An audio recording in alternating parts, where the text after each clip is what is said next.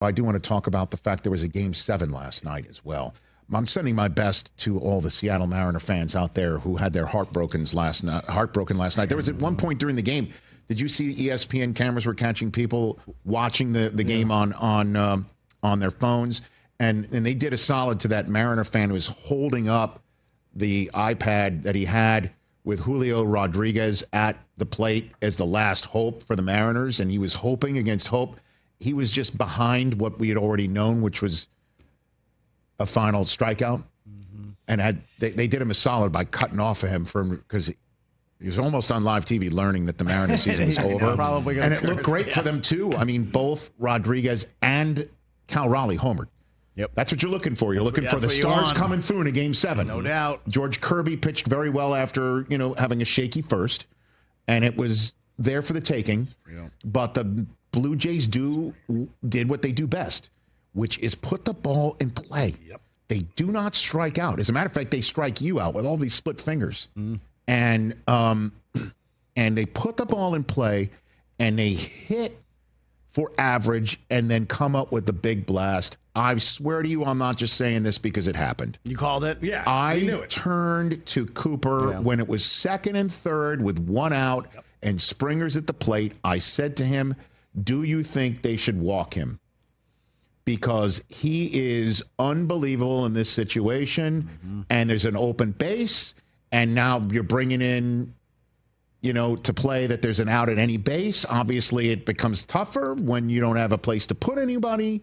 Bizzardo comes in and throws a fastball, grooves one. And if you look at back, Raleigh wanted it high in the zone, and it went right down Broadway. And Springer hits the 9th career go-ahead postseason home run of his postseason home run of his career. He is truly as clutch as they come. Yep. And the 3-run jack is all she wrote.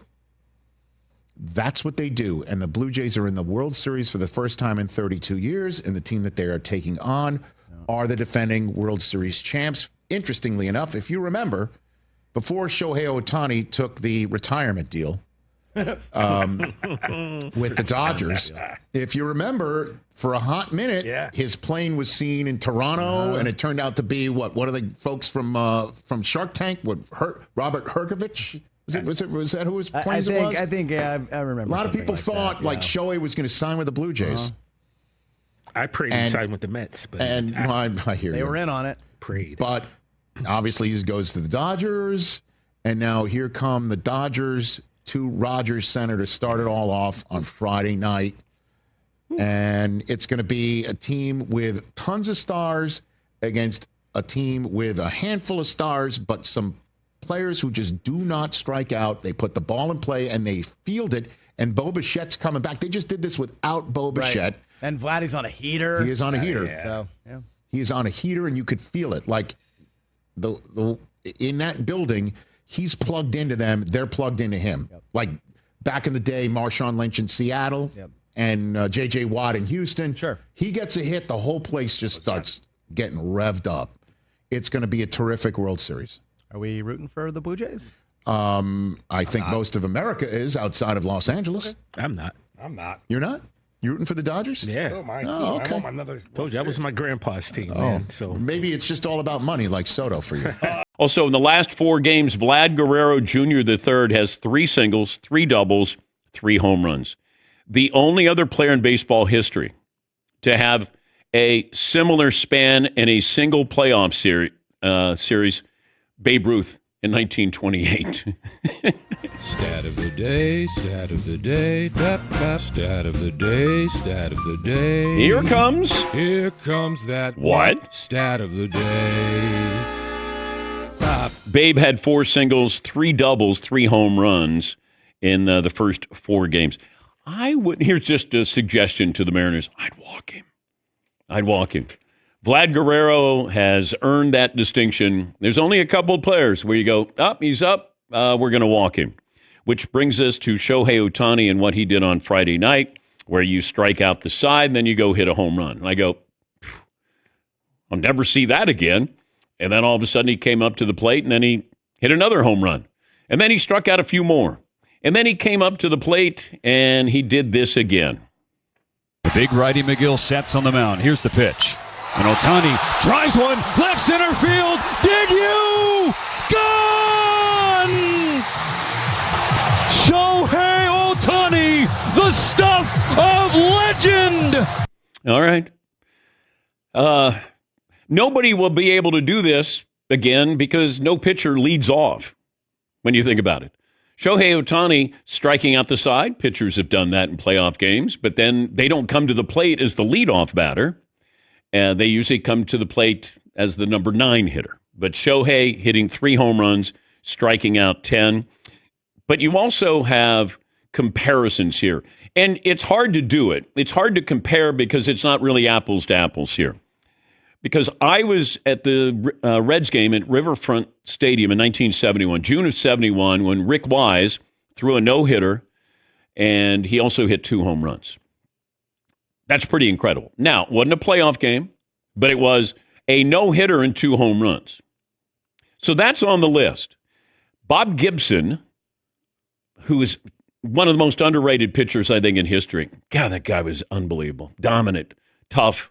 The World Series, where Game 7, I think he struck out 12 and hit a home run in a World Series clinching win. Went the distance, I'm sure.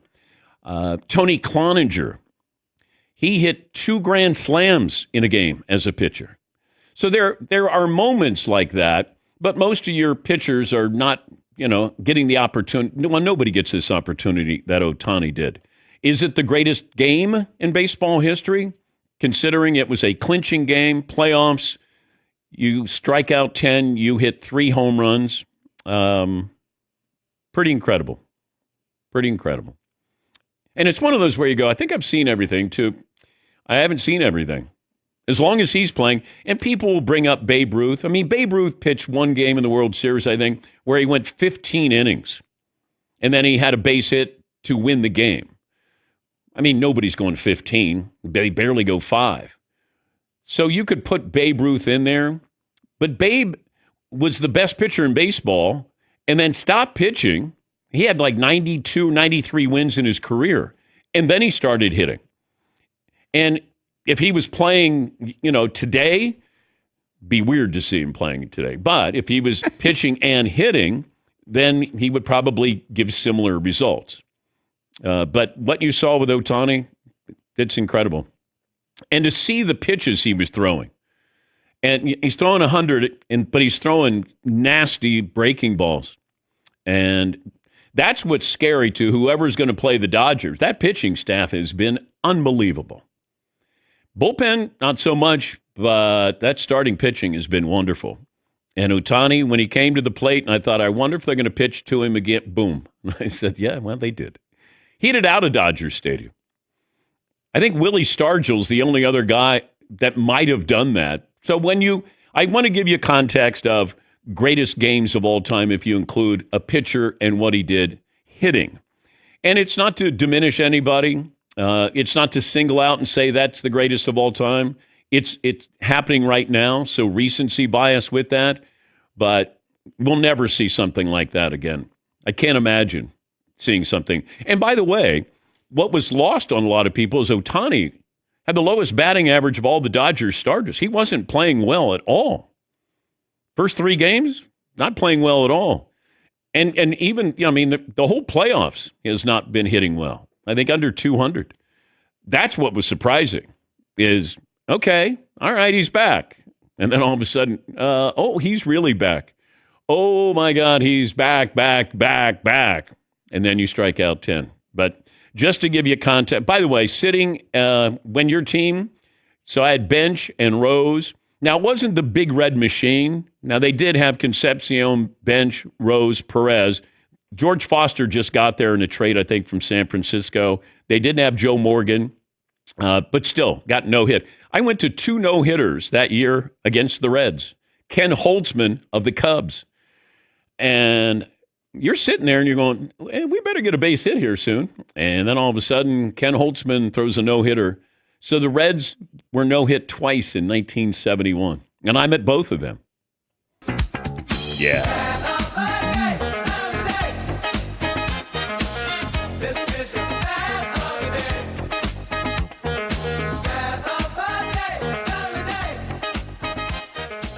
Both of those no-hitters were in the month of June. That's all I remember. And I had bad seats. I was in right field for Kenny Holtzman, and I was up the first base line for Rick Wise. Yes, Todd? June 23rd, 1971, Rick Wise at age 25, the no-hitter and 2 home runs at Riverfront against the Reds. And I think he had Adidas baseball shoes on. Like they were maroon Adidas. You know, I thought he had 3 stripes. So for some reason. Yeah, Paulie. Does the emergence of Ohtani help or hurt Babe Ruth's legacy? I'm not sure the answer on that. We're talking about him more. Yeah. But he's also getting dinged that, Ohtani's doing what only one other guy ever did, really, at the highest level. But it's not a comparison because Babe wasn't pitching and hitting at the same time. Now, you can say when he was pitching and he got 4 at-bats, how many times did he hit 3 home runs in a game? I guess you could make that comparison. But Babe is going to end up probably with more wins than Shohei Ohtani. I mean, Babe, is it 92 or 93 wins? I think that might be the number there. To throw in with the hitting, the home runs, the batting average. But you're talking about, a legacy here. You're talking about one of those iconic, boy, I was there and I got to see that. I can't imagine what it was like when Babe Ruth was playing. But you didn't have the advent of TV. It was radio. It was word of mouth. And you're just like, oh, my gosh, this guy. I remember thinking he must be 6'5". And he wasn't. Babe was probably 5'10", 5'11", 215, which is, as Tim Kirchin pointed out, he's about the same size as Rich Aurelia. And I go, oh. Because you look at Babe and you go, he's the biggest guy I've ever seen. He's King Kong. Yes, Todd. And 215 is hard to believe because you hear all these stories, true or not, that he'd be eating several hot dogs right before a game. There's all these wild stories about how much he's consuming before and during games. Yes, Paulie. If you go back and look at it, Babe Ruth was semi-ordered to stop pitching because the Yankees didn't want to pay the double salary that he may have deserved. It was a financial decision. But in the postseason, Babe Ruth had 3 starts, all in the World Series. He was 3-0, 3 complete games, a .87 ERA. Yeah. Spotless. Yeah. But interesting that you can be the best pitcher. Imagine if that was happening. You're the best pitcher, but we want you to quit and be the best hitter in the game. But Ohtani's able to do both. And credit to him. It's fascinating to watch. And I think when he first started, I kind of looked at him like I did Bo Jackson. I'm like, God, how great would he be if he just did football with Bo Jackson or just did baseball? But that made him special. Ohtani, if he was just a hitter, how great would he be? Or how great would he be as a pitcher? But this is what you want. You want the novelty of that. Like Travis Hunter. Would we care about Travis Hunter if he was just playing DB or just playing wide receiver? No, probably not. Although he did have a touchdown yesterday.